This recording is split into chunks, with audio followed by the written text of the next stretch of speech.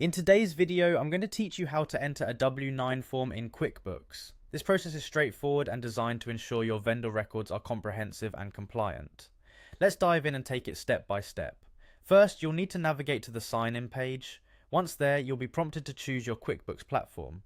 Select Quickbooks Online. This is where you'll enter the digital world of bookkeeping with ease and convenience. When you've selected the online version, now's the time to type in your credentials. Enter your username and password, then click on the Continue button to access your account. If you're having trouble remembering your login information, consider using a password manager for safekeeping and easy accessibility. Once you've successfully logged in, direct yourself to the Expenses tab.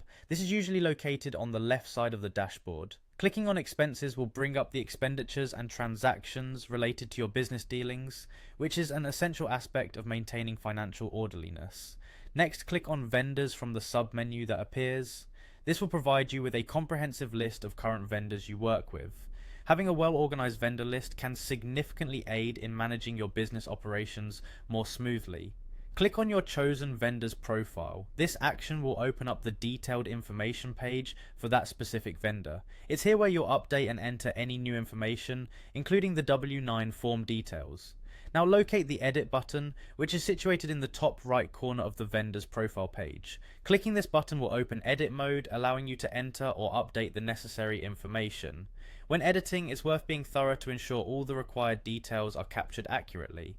Enter the vendor's W-9 information. This includes their name, contact details, bank information, and any additional relevant details. Ensure that each detail matches the information provided on the W-9 form to avoid any discrepancies later on. This process not only helps in ensuring IRS compliance, but also maintains the integrity of your vendor records. Once you have updated the necessary information, the final step is crucial.